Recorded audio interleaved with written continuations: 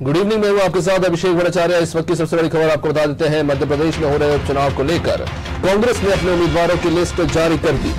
उपचुनाव के लिए कांग्रेस प्रत्याशियों का ऐलान हो चुका है और इसमें सबसे पहले खंडवा से राज नारायण सिंह उम्मीदवार बने हैं। बात करें जोबट की, तो जोबट से महेश पटेल उम्मीदवार बनाए गए हैं। रेबाव से कल्पना वर्मा को उम्मीदवार बनाया गया है कांग्रेस की तरफ से। 3 सीट पर कांग्रेस प्रत्याशियों का ऐलान हो चुका है। उपचुनाव के लिए कांग्रेस ने अपने प्रत्याशियों के नाम जारी कर दिए हैं। गौरतलब है कि कांग्रेस ने 2-2 नामों के पैनल बनाए थे हर एक सीट से, जिनमें से एक पृथ्वीपुर सीट पर पहले से ही नाम की घोषणा कर चुके थे। उसके बाद रेगांव, जोबट और एक लोकसभा सीट यानी खंडवा पर हो रहे उपचुनाव को लेकर भी 2 नामों का पैनल बनाया गया था, जिनमें से राज नारायण सिंह का नाम उम्मीदवार के तौर पर कांग्रेस की तरफ से चुना गया है। वहीं जोबट में महेश पटेल उम्मीदवार बने हैं और रेगांव से कल्पना वर्मा पर ही एक बार फिर से कांग्रेस ने भरोसा जताया है। पिछली बार विधानसभा चुनाव में भी कल्पना वर्मा द्वितीय स्थान पर रही थी। चुनाव में सबसे ज्यादा वोट उन्हें मिले थे अपने क्षेत्र में। बीजेपी के जुगल किशोर बागरी के बाद उनके निधन के कारण ये सीट खाली हुई है, जिस पर कल्पना वर्मा एक बार फिर कांग्रेस की तरफ से चुनाव लड़ने जा रही है। तीनों सीटों पर कांग्रेस ने अपने प्रत्याशियों का ऐलान कर दिया है। 2-2 नामों का पैनल हाईकमान को भेजा गया था और उसके बाद एआईसीसी ने ये लिस्ट जारी की है, जिनमें मध्य प्रदेश से रेगांव से कल्पना वर्मा और जोबट से महेश पटेल को टिकट मिला है। वहीं खंडवा से राज नारायण सिंह उम्मीदवार बनाए गए हैं लोकसभा सीट के लिए।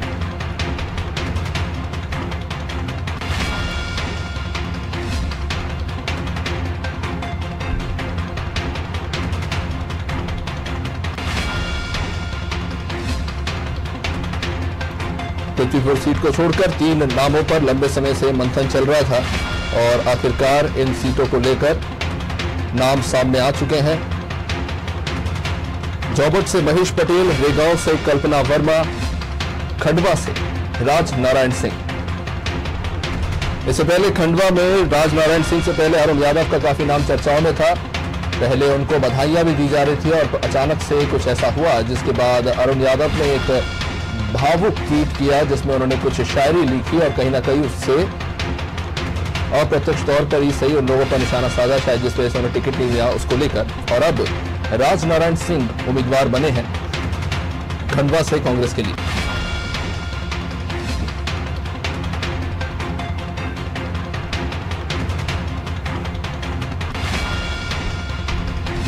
कहीं ना कहीं अरुण यादव के चुनाव में लड़ने के बाद नारायण सिंह को उम्मीदवार बनाने का मन बना लिया है।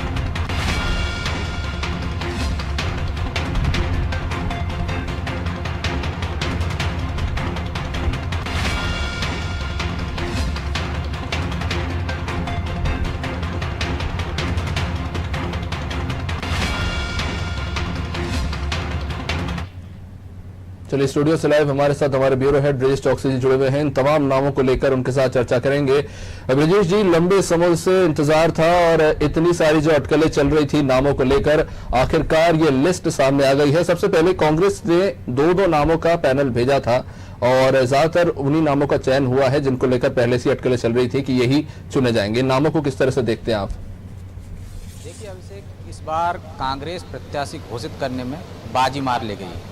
भाजपा ने अभी एक भी उम्मीदवार तय नहीं किया है, जबकि चारों जगह 3 विधानसभा और 1 लोकसभा में कांग्रेस अपने उम्मीदवार मैदान में उतार चुकी है, उनके नामों का ऐलान कर चुकी है। जहाँ तक यदि हम लोकसभा की बात करें, खंडवा लोकसभा सीट की बात करें, तो यहाँ पर जो नाम सामने आया है वो पहले भी दावेदार थे, लेकिन सुरेंद्र सिंह सेरा यहाँ से अपनी पत्नी के टिकट के लिए दावा कर रहे थे। उनका कहना था कि टिकट तो उनकी पत्नी को ही मिलेगा, लेकिन कांग्रेस ने राज नारायण सिंह जो कि पूर्व विधायक हैं उन पर दाव खेला है।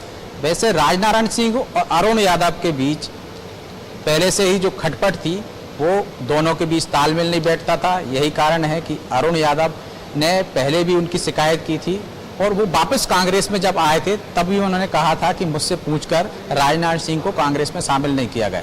तो आप ये देख सकते हैं कि अरुण यादव को यदि टिकट नहीं दिया गया है तो वहां से उनके विरोधी को टिकट दिया गया है, तो इसका निश्चित तौर पर कांग्रेस को खामियाजा उठाना पड़ सकता है, क्योंकि अरुण यादव वहां से पूर्व सांसद रहे हैं और सुरेंद्र सिंह सेरा भी वहां से दावेदारी कर रहे थे। यदि अरुण यादव पूरी तरह से निष्क्रिय हो जाते हैं या मन से काम नहीं करेंगे पार्टी के लिए, तो निश्चित तौर पर कांग्रेस को नुकसान होगा। क्योंकि अरुण यादव लगातार वहां सक्रिय थे, उनके भाई सचिन यादव भी विधायक हैं, उसी लोकसभा सीट से आते हैं, पूर्व मंत्री भी रह चुके हैं।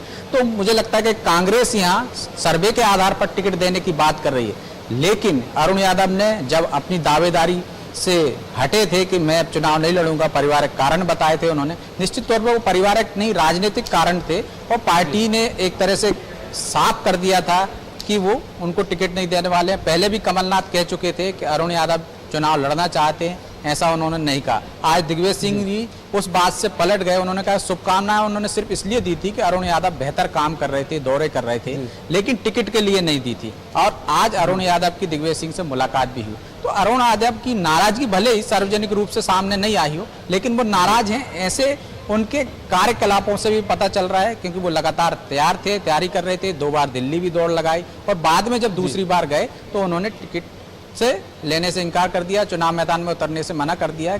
उन्होंने इसके पीछे पारिवारिक कारण बताया। हालांकि ये तय था कि उन्होंने ये भी कहा कि सर्वे के आधार पर कांग्रेस टिकट दे रही, और कमलनाथ जी सर्वे पर ही विश्वास करते हैं, तो एक तरह से कटाक्ष भी था। जोबट की बात करें तो जोबट में अभिषेक वहां से विक्रांत भूरिया का भी नाम चल रहा था, जो कांतिलाल भूरिया के बेटे हैं और युवक कांग्रेस के प्रदेश अध्यक्ष हैं। इसके अलावा कलावती भूरिया, जो कि वहां की दिवंगत पूर्व विधायक हैं कांग्रेस की, उनके भतीजे का भी नाम चल रहा था, दिलीप भूरिया का। लेकिन जिस तरह से वहां पे भाजपा ने विशाल रावत और उनकी मां सुलोचना रावत को कांग्रेस पर लेके आया, उसके बाद से वहां समीकरण गड़बड़ा गए। महेश पटेल भी एक दावेदार थे, तो विक्रांत भूरिया और कांतिलाल भूरिया ने साफ कर दिया था कि वो चुनाव नहीं लड़ना चाहते। विक्रांत भूरिया पहले भी कह चुके थे कि मैं चुनाव नहीं लड़ना चाहता, वहां से किसी युवा नेतृत्व को टिकट दिया जाए। कांतिलाल भूरिया ने भी कहा था कि विक्रांत चुनाव नहीं लड़ना चाहते। चूंकि वहां पे कांग्रेस की जो सीट थी उसको कहीं ना कहीं खतरा मंडराता रहा है। जो विशाल रावत और उनकी मां भाजपा में शामिल हुए हैं, विशाल रावत को पिछले चुनाव में 32,000 वोट रहे थे और वो तीसरे नंबर पे थे। उनकी मां 2 बार लगातार वहां से कांग्रेस की विधायक रह चुकी हैं। कांग्रेस की टिकट नहीं देने पर नाराज होकर वो भाजपा में शामिल हो गई, और ऐसी उम्मीद जताई जा रही है, ऐसा दावा भी किया जा रहा है कि मां बेटे में से किसी एक को टिकट वहां से भाजपा देगी। और इसी कारण से भाजपा में भी वहां विरोध शुरू हो गया है, और कुछ नेताओं ने, जो युवा मोर्चा के नेता थे, मंडल के स्तर के पदाधिकारी थे, उन्होंने इस्तीफे भी दिए हैं। तो मनोज, वो अभिषेक जी, ये दोनों ही जगह हम देख रहे हैं कि किस तरह से नाराजगी सामने आ रही है। लेकिन खंडवा और जोबट में अब तक खुलकर सामने आने लगी है। सुरेंद्र शेरा का अगला कदम क्या होगा, ये भी देखने की बात होगी, क्योंकि वो दोनों पाले में जा रहे थे। उन्होंने नरोत्तम मिश्रा से भी मुलाकात की थी, इधर कमलनाथ से भी लगातार मुलाकात कर रहे थे। वो निर्दलीय विधायक हैं, और हमने देखा कि जब कमलनाथ सरकार थी उन्होंने कमलनाथ को समर्थन दिया था और मंत्री बनने के दावे ठोके थे। लेकिन इसके बाद जैसे ही सरकार गिरी और भाजपा की सरकार बनी, तो वो भाजपा के पाले में आकर बैठ गए। तो उनकी भूमिका भी इस चुनाव में महत्वपूर्ण रहेगी। अभिषेक सर, जोबट से महेश पटेल का नाम निकलकर सामने आया है आखिरकार कांग्रेस की तरफ से, लेकिन चलिए सर, आपके साथ बातचीत जारी रहेगी। हमारे साथ रेगांव से कांग्रेस प्रत्याशी जुड़ चुके हैं, कल्पना वर्मा, उनसे बातचीत करते हैं। कल्पना जी, सबसे पहले तो बहुत बहुत शुभकामनाएं आपको एक बार फिर से मौका मिला है कांग्रेस का प्रतिनिधित्व करने का अपने क्षेत्र में है, क्या कहेंगी इसको लेकर?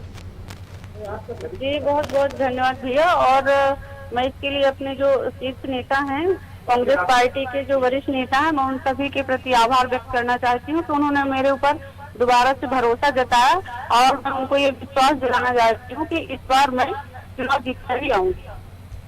कल्पना जी, वैसे क्या लगता है आपको चुनने का क्या कारण था? क्योंकि आपकी पार्टी में 2 नामों के पैनल गए थे और उनमें से आपको चुना गया, एक बार फिर से आपको प्राथमिकता दी गई, इसके पीछे आप क्या कारण देखते हैं? इस बार हमारे यहाँ माननीय हमारे जो प्रदेश अध्यक्ष जी हैं, उन्होंने ये निर्देश दिया हुआ था जी कि जो सर्वे में जिसका भी नाम आएगा, जो जनता के बीच होगा, पहली प्राथमिकता उसी को दी जाएगी। तो जनता के आधार पे मुझे चुना गया। जी कल्पना जी, वैसे नामों का ऐलान तो अभी बीजेपी की तरफ से हुआ नहीं है, लेकिन क्या लगता है इस बार बीजेपी को आप कहाँ देखती हैं इस उपचुनाव में?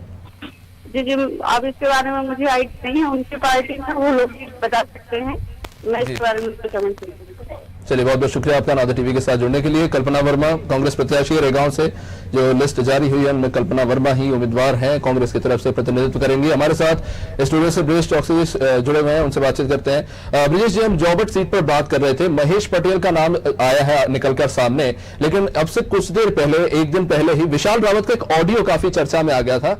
उस ऑडियो में भी वो जिक्र कर रहे थे महेश पटेल के नाम का। तो सवाल ये उठता है कि जो सुलोचना रावत है, क्या उनके कांग्रेस से बीजेपी में जाने से क्या कांग्रेस के लिए इस चुनाव के समीकरण बदले हैं, या ऐसा नहीं लगता है कि पहले से ही सुलोचना रावत को टिकट देने का या उनके बेटे को टिकट देने का कोई प्लान था ही नहीं, पहले से ही महेश पटेल को लेकर ही तैयारी चल रही थी? आप इसे किस तरह से देखते हैं? देखिए अभिषेक, जो सुलोचना रावत हैं उनके बेटे को भी पहले कांग्रेस टिकट दे चुकी है, लेकिन वो चुनाव हार गए थे। इससे पहले उनकी मां वहां से कांग्रेस की 2 बार विधायक रही हैं।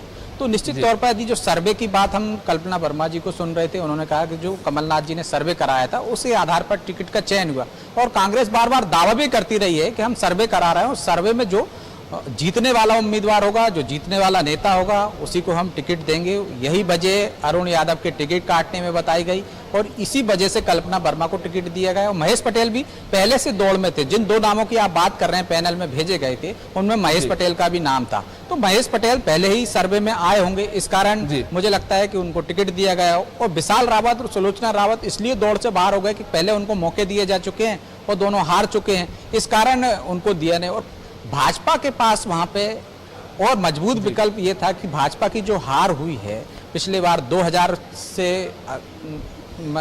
के समथिंग मतों से हारा था भाजपा का उम्मीदवार जो डाबर थे, माधव सिंह डाबर, वो पहले भी 2 बार विधायक रह चुके हैं और उनको भी कांग्रेस से ही लाया गया था। माधव सिंह डाबर जो विधायक रहे 2 बार, उनको 2003 में जब कांग्रेस ने टिकट नहीं दिया तो वो भाजपा के पाले में आ गए थे।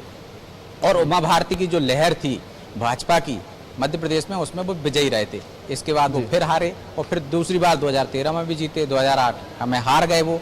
और उसकी हार की वजह भी सिर्फ ये देखा जा रहा था कि वहां पे हारे क्यों, यदि वो कम मतों से नहीं हारे, लेकिन यदि विशाल रावत मैदान में नहीं होते तो कम से कम डाबर 40,000 से अधिक मतों से हारते, क्योंकि 32,000 मत सिर्फ विशाल रावत ले गए थे। इसलिए भाजपा ने विशाल रावत या उनकी मां पर दाव खेला, क्योंकि वो आ जाएंगे तो जो उनके व्यक्तिगत वोट कहे जाएंगे, जो 32,000 वोट हैं जो विशाल रावत निर्दलीय लड़के ले गए थे। तो भाजपा ने यही आधार बनाया होगा, जो सर्वे कराया होगा उसमें लगा होगा कि यदि इनको उम्मीदवार बनाते हैं और डाबर को साथ लिया जाए, यदि वो तैयार हो जाते हैं प्रचार करने के लिए और भीतरघात नहीं होता, तो निश्चित तौर पर भाजपा का पलड़ा यहाँ भारी नजर आ रहा है। जी, जाहिर तौर पर दोनों ही पार्टी में जिताओ उम्मीदवार को ही ज्यादा तवज्जो दी जा रही है, फिर चाहे जो उम्मीदवार है वो पार्टी ही क्यों ना बदल ले। सर, अब बात करते हैं रेगांव सीट की। रेगांव सीट पर अभी बात हुई, कल्पना वर्मा से काफी खुश थी, उनको टिकट मिला है, लेकिन उस पर बात करना चाहेंगे। सर, कमल वर्मा को चुना गया है, जुगल किशोर बागरी से पिछला चुनाव वो हारे थे, हालांकि सबसे ज्यादा वोट उनके बाद इन्हीं को मिले थे। आप किस तरह से देखते हैं उनकी उम्मीदवारी को कि उनके बाद जो दूसरा नाम था वो उषा चौधरी था? देखिए अभिषेक, यदि हम बैरागांव सीट की बात करें तो ये भाजपा की सीट थी। यहाँ से जुगल किशोर बागरी विधायक चुने गए थे, उनके बेटे का नाम दावेदारी में चल रहा है। हालांकि इससे पूर्व के चुनाव में उनके बेटे को टिकट दिया गया था और वो चुनाव हार गए थे। चूंकि बुजुर्ग थे जुगल किशोर बागरी, इस कारण पहले विधायक थे, बीच में उनके बेटे को टिकट दे दिया गया था, लेकिन बेटे को पब्लिक ने चयन नहीं किया। इस कारण फिर दूसरी बार जुगल किशोर बागरी को टिकट दिया गया और 2018 में वो जीते भी। इस बार भी उनके बेटे का ही नाम चल रहा है, क्योंकि भाजपा के पास वहाँ ऐसा कोई दावेदार, मजबूत दावेदार नहीं है और भाजपा चाहती है वहाँ सहानुभूति की लहर का फायदा उठाया जाए, क्योंकि जिस तरह का नेचर जुगल किशोर बागरी का था कि बुजुर्ग होने के बावजूद भी लगातार वहाँ की क्षेत्र की जनता उनको चुनती आ रही थी। तो यहाँ पे अभी यदि हम माने तो मुकाबला कड़ा है, क्योंकि कल्पना वर्मा भी पिछली बार जुगल किशोर बागरी से मैदान में उतरी थी उनके खिलाफ और वो बहुत कम मार्जिनों से हार गई थी, लेकिन अब फिर मैदान में हो। और दूसरी तरफ यदि बागरी के बेटे को मैदान में उतारा जाएगा तो ये चुनाव दिलचस्प होगा और कौन जीतेगा ये बहुत उसी समय पता चलेगा हालांकि, लेकिन टक्कर मुकाबला जो होगा वो कड़ा होगा वहां पर। जी। जाहिर तौर पर सर, जैसे कि हमने देखा, जोबट हो चाहे रेगांव हो या खंडवा हो, 3 सीटों पर बात करें, आपने भी कहा कि कांग्रेस ने इस पर सर्वे कराया और सर्वे के आधार पर इनको टिकट दे गया, ऐसा माना जा रहा है। लेकिन हम थोड़ा पीछे चलें, जो 28 सीटों पर उपचुनाव हुए थे, तब कांग्रेस ने अपने ही इंटरनल सर्वे के आधार पर यह कहा था, ट्वीट भी किया था कमलनाथ जी ने, कि हम 16 से लेकर 20 सीटें जीतेंगे, और काफी पुख्ता दावा उन्होंने किया था। लेकिन जब नतीजा आया तो उससे बिल्कुल ही अलग आए, कुछ अलग ही हटके नतीजे आए। और जब हमने तब जेपी धनोपिया से सवाल पूछा तो उनके पास कोई स्पष्ट जवाब नहीं था। तो मेरा सवाल यही है कि ये जो सर्वे है जिसके आधार पर कांग्रेस ने अपने उम्मीदवार चुने हैं, इन सर्वे पर कितना भरोसा किया जा सकता है आपके साथ? देखिए अभिषेक, सर्वे के आधार पर ही टिकट दिए जाते हैं। राजनीतिक दल कई तरह से सर्वे कराते हैं। भाजपा की यदि हम बात करें तो राष्ट्रीय नेतृत्व अलग सर्वे कराता है। भाजपा की मध्य प्रदेश में सरकार है तो वो अपनी सर्वे अलग कराती है, प्रदेश इकाई। इसके साथ साथ भी यदि खुफिया तंत्र की हम बात करें, चूंकि वो भाजपा सरकार में है तो उनके पास एक खुफिया तंत्र की रिपोर्ट भी आती है, जो इंटेलिजेंस डिपार्टमेंट है वो भी रिपोर्ट देता है। लेकिन जब टिकट दिए जाते हैं वो इस आधार पर दिए जाते हैं कि सबसे मजबूत उम्मीदवार कौन रहेगा, सबसे ताकतवर कौन रहेगा, जीतने की संभावना किसकी ज़्यादा होती है। लेकिन जब आप टिकट डिक्लेयर कर देते हैं तो दूसरे जो दावेदार होते हैं वो कहीं ना कहीं नाराज होते हैं, तो उनका भीतरघात, और जो यदि कार्यकर्ता पार्टी का किसी भी दल का हो, चाहे वो कांग्रेस का हो, भाजपा का, वो नाराज रहता है तो वो वोट कट जाते हैं, ये वजह भी रहती है। और इसके साथ साथ हम देखते हैं कि निर्दलीय मैदान में उतर जाते हैं, कई बार बागी उतर जाते हैं। यदि भाजपा का बागी उतरेगा तो निश्चित तौर पर उसके भाजपा के समर्थक रहेंगे, वो उसको वोट करेंगे, तो भाजपा का पलड़ा थोड़ा कमजोर हो जाएगा। कांग्रेस का बागी उतरता है तो वो कांग्रेस के वोट काटता है। तो ये बहुत सारे समीकरण होते हैं जो बाद में बनते हैं। सर्वे इस आधार पर होता है कि सबसे मजबूत कैंडिडेट कौन रहेगा, सबसे ज्यादा जनता वहां किसको पसंद करती है। यदि 3 लोगों के नाम आए, सर्वाधिक नाम जिसके आएंगे, जिसको ज्यादा लोग पसंद करेंगे उसको टिकट दे देती है पार्टी। लेकिन जो दूसरे दावेदार होते हैं, जो सेकंड और थर्ड आते हैं, निश्चित तौर पर उनका भी वर्चस्व रहता है क्षेत्र में, और वो यदि सपोर्ट नहीं करते हैं तो जो पार्टी का जो सर्वे है वो साइड में रह जाता है, उसके अनुसार परिणाम नहीं मिल पाते। अब चौथी सीट जो पृथ्वीपुर की भी है, उसका भी जिक्र हम यदि अभिषेक कर लें यहाँ, तो पृथ्वीपुर सीट से सबसे पहले कांग्रेस ने अपना उम्मीदवार घोषित कर दिया। नितेंद्र राठौर को वहां से बना है, जो कि पूर्व विधायक के बेटे हैं, जिनके निधन से ये सीट खाली है, कांग्रेस की सीट है। यहाँ से भाजपा ने अभी उम्मीदवार घोषित नहीं किया है। लेकिन यहाँ भी जिस तरह से हम जोबट की बात कर रहे हैं तो यहाँ पे भी सपा के एक पूर्व नेता पर भाजपा दाव लगा सकती है, क्योंकि उनका भी नाम दौड़ में है भाजपा की तरफ से। तो 2 जगह ऐसी हैं जहाँ भाजपा बाहर से आए लोगों को, जिस तरह से कि यदि हम जोबट की बात करें तो कांग्रेस से आए लोगों पर दाव खेल सकती है, यदि पृथ्वीपुर की बात करें तो यहाँ भी सपा से आए व्यक्ति पर दाव खेल सकती है।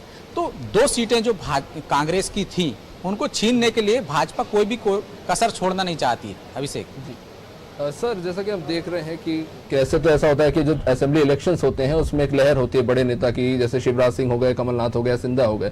लेकिन उपचुनाव में ऐसा होता है कि जो लोकल लीडर है उसकी अपनी क्षेत्र में कितनी पकड़ है, इसको देखा जाता है और इसी को तवज्जो दी जाती है। तो ये जो 3 नाम आए हैं, इनमें क्या आप क्या देखते हैं कि कौन ज्यादा मजबूत नजर आ रहा है? खैर अभी बीजेपी की लिस्ट सामने नहीं आई है तो तुलना करना भी जाहिर सी बात है कि तुलना नहीं कर सकते हैं। लेकिन कांग्रेस के अपने जो इस फैसले में आप कहां देखते हैं इन तीनों उम्मीदवारों को? देखिए अभिषेक, कि यदि चुनाव की बात करें, उपचुनाव के जो परिणाम आते हैं ज्यादातर वो सत्ताधारी दल के पक्ष में आते हैं, क्योंकि जनता भी सोचती है कि यदि वो सत्ता के से जुड़े व्यक्ति को चयन करेगी, यदि भाजपा की सरकार यहाँ पे है, यदि भाजपा का विधायक होगा तो ज़्यादा क्षेत्र का विकास कर पाएगा, ज़्यादा सरकार में उसकी सुनी जाएगी। तो निश्चित तौर पर यह भी एक फैक्टर काम करता है और सरकार की ताकत भी एक उसमें काम करती है। रही बात विपक्ष के जो दावे उम्मीदवार घोषित हुए हैं उनका निश्चित तौर पर व्यक्तिगत वो होता है। यहाँ पे यदि हम नेता की बात करें तो ऐसा कांग्रेस में नहीं होता। कांग्रेस में क्षेत्रीय नेता ही चुनाव लड़ता है और भाजपा में पूरा संगठन चुनाव लड़ता है और सरकार चुनाव लड़ती है। यहाँ नेता का फेस होता है, शिवराज जी का फेस रहेगा। लेकिन यदि हम कहें कि कांग्रेस में चुनाव हो रहे हैं, उपचुनाव हो रहे हैं, तो जोबट में यदि हम कहें कि कमलनाथ का चेहरा है तो निश्चित तौर पर कमलनाथ का चेहरा नहीं होगा। खंडवा में हम बात करेंगे तो कमलनाथ का चेहरा नहीं होगा। पृथ्वीपुर में बात करेंगे तो हम कमलनाथ जी का चेहरा नहीं होगा। वहाँ पे व्यक्तिगत जो उम्मीदवार है उसका वर्चस्व रहता है, क्षेत्रीय छत्रप रहते हैं कांग्रेस में, और कमलनाथ जी का वर्चस्व यदि हम बात करें तो छिंदवाड़ा में तक सीमित है। इसलिए अरुण यादव प्रबल दावेदार माने जा रहे थे वहाँ से, खंडवा से, क्योंकि वहाँ के वो क्षेत्रीय छत्रप कहलाते हैं। जी। और उनके पिताजी की राजनीतिक विरासत उन्हें मिली हुई है। उनके पिता लगातार वहां से विधायक और सांसद चुने गए हैं, बड़े नेता थे, सहकारिता के नेता थे। इस कारण वो उनको एक क्षेत्रीय छत्रप के आधार पर गिना जाता है कांग्रेस में, और उनके आधार पर ही वहाँ टिकट दिए जाते थे। लेकिन अब जिस तरह से परिस्थितियां कांग्रेस में चल रही हैं, जब से कमलनाथ जी आए हैं, वो सर्वे को ज़्यादा महत्व देते हैं। पहले कांग्रेस में जो क्षेत्रीय नेता तय करते थे उनको टिकट दे दिया जाता था, इसलिए वहाँ पे अरुण यादव प्रबल दावेदार थे। तो निश्चित तौर पे यदि राजनारायण सिंह को यदि वहाँ उम्मीदवार बनाया, पूर्व विधायक हैं वो, लेकिन वो एक क्षेत्र तक सीमित थे, और पूरे खंडवा में यदि हम देखें तो अरुण यादव का वर्चस्व था। तो इससे एक तरह से देखा जा रहा है कि वो कमजोर कैंडिडेट हो सकते हैं। अब भाजपा की हम बात करें तो यहाँ से अर्चना चेटनी टिकट मांग रही है, हर्ष चौहान जो है नंद कुमार चौहान के बेटे हैं, जो टिकट मांग रहे हैं। ये भाजपा की सीट थी, तो यहाँ भी लड़ाइयाँ कम नहीं है, यहाँ भी गुटबाजी कम नहीं है। अब टिकट किसको दिया जाएगा, इसके बाद तय होगा कि कौन ज्यादा ताकत पर है वहाँ पे, और किसके चांसेस ज्यादा बनते हैं, कौन कमजोर पड़ता है। अभिषेक जी, बहुत बहुत शुक्रिया ब्रजेश जी विस्तृत जानकारी देने के लिए। तो एआईसीसी यानी कांग्रेस ने अपने सारे उम्मीदवारों के ऐलान कर दिए हैं।